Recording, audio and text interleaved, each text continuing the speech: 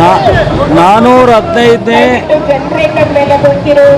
ದಸರಾ ಮಹೋತ್ಸವವನ್ನು ಶ್ರೀರಂಗಪಟ್ಟಣದಲ್ಲಿ ಪ್ರಾರಂಭ ಮಾಡಿದ್ದೀವಿ. ನಾಗಾಭರಣ ಅವರು ಸಾಹಿತಿಗಳು, ಸಂಗೀತ ರಚನಾಕಾರರು, ಅವರ ಶ್ರೀಮತಿಯವರು ಮತ್ತು ಶಾಸಕರಾದಂಥ ಬಾಬು ಬಂಡಿ ಸಿದ್ದೇಗೌಡರು, ರವಿ ಗಣಿಗ ಅವರು ಮತ್ತು ಜಿಲ್ಲಾ ಆಡಳಿತ ಎಲ್ಲರೂ ಸೇರಿ ಇವತ್ತು ನಮ್ಮ ಶ್ರೀರಂಗಪಟ್ಟಣದ ಇತಿಹಾಸದ ಒಂದು ನೆನೆಸ್ಕೊಳ್ತಕ್ಕಂಥ ಒಂದು ಸುವರ್ಣ ಅವಕಾಶ. ಒಂದು ನಮ್ಮ ಬಾಬಣ್ಣವರು ಭಾಳ ಪ್ರತಿ ವರ್ಷಕ್ಕಿಂತ ಈ ವರ್ಷ ಇನ್ನೂ ಹೆಚ್ಚು ಭಾಳ ವಿಜೃಂಭಣೆಯಿಂದ ಪ್ರಾರಂಭ ಮಾಡಲಿಕ್ಕೆ ಮಾಡಿದ್ದಾರೆ. ಕಾವೇರಿ ಆರತಿ ನಾಳೆ ಎಷ್ಟು ಗಂಟೆಗೆ ಮಾಡ್ತಾ ಇದ್ದಾರೆ? ನಾಳೆ 6 ಗಂಟೆ 6:30 ಅಂತ ಹೇಳಿ ಫಿಕ್ಸ್ ಆಗಿದೆ ಕಾವೇರಿ ಆರತಿ. ಈಗ ನಿಮಗೆಲ್ಲರಿಗೂ ಗೊತ್ತಿದೆ,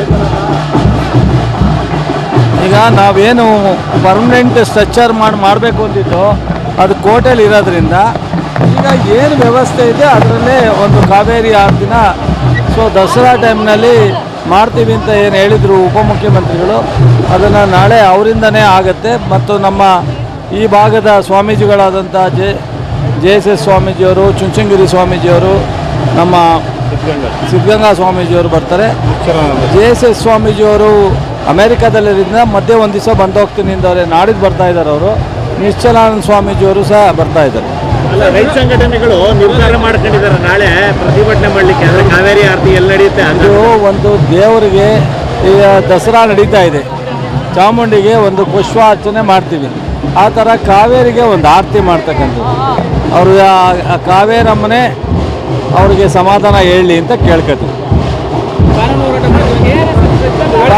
ಕಾನೂನು ಇದೆ, ಕಾನೂನು ಇಲಾಖೆಯಲ್ಲಿ ನಡೀತಾ ಇದೆ. ಕೋರ್ಟಲ್ಲಿ ಏನು ತೀರ್ಮಾನ ಕೊಡ್ತಾರೆ ಅವರು ಭದ್ರಾಗಿರಬೇಕು, ನಾವು ಭದ್ರಾಗಿರಬೇಕು. ಇದು ಮಾಡ್ತಕ್ಕಂಥದ್ದು ಇರೋ ವ್ಯವಸ್ಥೆಯಲ್ಲಿ ಆರತಿ ಮಾಡ್ತಕ್ಕಂಥದ್ದು. ಅಂದರೆ ಇದಕ್ಕೆ ಚಾಮುಂಡೇಶ್ವರಿಗೆ ಹಾರ ಹಾಕಬೇಡಿ, ಚಾಮುಂಡೇಶ್ವರಿಗೆ ಹೂವು ಹಾಕಬೇಡಿ ಅಂದರೆ ಅರ್ಥ ಏನಿದೆ. ಹಾಗೆ ಕಾವೇರಿಗೆ ಅಲ್ಲಿ ಗಂಗೆಗೆ ಆರತಿ ಮಾಡ್ತೀವಿ, ಇಲ್ಲಿ ಕಾವೇರಿಗೆ ಆರತಿ ಮಾಡ್ತೀವಿ. ಸ್ಟ್ರಕ್ಚರ್ ಏನು ಮಾಡಲ್ವಲ್ಲ, ನಾಳೆ ಸ್ಟ್ರಕ್ಚರ್ನ ತೆಗಿಯೋದು ಹಾಕೋದು ಸ್ಟ್ರಕ್ಚರ್ನ ಯಾವುದು ಮಾಡಲ್ಲ, ಓನ್ಲಿ ಇರೋ ವ್ಯವಸ್ಥೆನಲ್ಲಿ ಆರತಿ ಮಾಡ್ತಾರೆ. ಅದು ಅಲ್ಲಿ ಕೋಟೆ ಏನು ಡಿಸೈಡ್ ಆಗುತ್ತೆ ಅದ್ರ ಮೇಲೆ. 415ನೇ ದಸರಾ ಮಹೋತ್ಸವವನ್ನು ಶ್ರೀರಂಗಪಟ್ಟಣದಲ್ಲಿ ಪ್ರಾರಂಭ ಮಾಡಿದ್ದೀವಿ.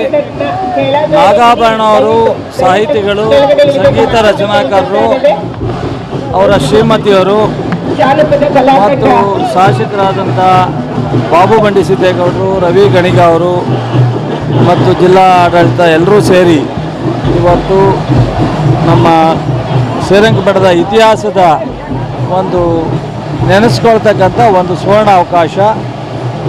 ಒಂದು ನಮ್ಮ ಬಾಬಣ್ಣವರು ಭಾಳ ಪ್ರತಿ ವರ್ಷಕ್ಕಿಂತ ಈ ವರ್ಷ ಇನ್ನೂ ಹೆಚ್ಚು ಭಾಳ ವಿಜೃಂಭಣೆಯಿಂದ ಪ್ರಾರಂಭ ಮಾಡಲಿಕ್ಕೆ ಮಾಡಿದ್ದಾರೆ. ಕಾವೇರಿ ಆರತಿ ನಾಳೆ ಎಷ್ಟು ಗಂಟೆಗೆ ಮಾಡ್ತಾ ಇದ್ದಾರೆ? ನಾಳೆ 6 ಗಂಟೆ 6:30 ಅಂತ ಹೇಳಿ ಫಿಕ್ಸ್ ಆಗಿದೆ ಕಾವೇರಿ ಆರತಿ. ಈಗ ನಿಮಗೆಲ್ಲರಿಗೂ ಗೊತ್ತಿದೆ, ಈಗ ನಾವೇನು ಪರ್ಮನೆಂಟ್ ಸ್ಟ್ರಕ್ಚರ್ ಮಾಡಬೇಕು ಅಂತಿತ್ತು ಅದು ಕೋಟೆಯಲ್ಲಿ ಇರೋದ್ರಿಂದ ಈಗ ಏನು ವ್ಯವಸ್ಥೆ ಇದೆ ಅದರಲ್ಲೇ ಒಂದು ಕಾವೇರಿ ಆರತಿನ ದಸರಾ ಟೈಮ್ನಲ್ಲಿ ಮಾಡ್ತೀವಿ ಅಂತ ಏನು ಹೇಳಿದರು ಉಪಮುಖ್ಯಮಂತ್ರಿಗಳು, ಅದನ್ನು ನಾಳೆ ಅವರಿಂದನೇ ಆಗುತ್ತೆ. ಮತ್ತು ನಮ್ಮ ಈ ಭಾಗದ ಸ್ವಾಮೀಜಿಗಳಾದಂಥ JSS ಸ್ವಾಮೀಜಿಯವರು, ಚುಂಚನಗಿರಿ ಸ್ವಾಮೀಜಿಯವರು, ನಮ್ಮ ಸಿದ್ಧಗಂಗಾ ಸ್ವಾಮೀಜಿಯವರು ಬರ್ತಾರೆ. JSS ಸ್ವಾಮೀಜಿಯವರು ಅಮೇರಿಕಾದಲ್ಲಿರೋದ್ರಿಂದ ಮಧ್ಯೆ ಒಂದು ದಿವಸ ಬಂದು ಹೋಗ್ತೀನಿ ಅಂದವ್ರೆ, ನಾಡಿದ್ದು ಬರ್ತಾ ಇದ್ದಾರೆ. ಅವರು ನಿಶ್ಚಲಾನಂದ ಸ್ವಾಮೀಜಿಯವರು ಸಹ ಬರ್ತಾ ಇದ್ದಾರೆ. ರೈತ ಸಂಘಟನೆಗಳು ನಿರ್ಧಾರ ಮಾಡ್ಕೊಂಡಿದ್ದಾರೆ ನಾಳೆ ಪ್ರತಿಭಟನೆ ಮಾಡಲಿಕ್ಕೆ. ಅಂದರೆ ಕಾವೇರಿ ಆರತಿ ಎಲ್ಲಿ ನಡೆಯುತ್ತೆ? ಅದು ಒಂದು ದೇವರಿಗೆ ಈಗ ದಸರಾ ನಡೀತಾ ಇದೆ, ಚಾಮುಂಡಿಗೆ ಒಂದು ಪುಷ್ಪಾರ್ಚನೆ ಮಾಡ್ತೀವಿ, ಆ ಥರ ಕಾವೇರಿಗೆ ಒಂದು ಆರತಿ ಮಾಡ್ತಕ್ಕಂಥದ್ದು.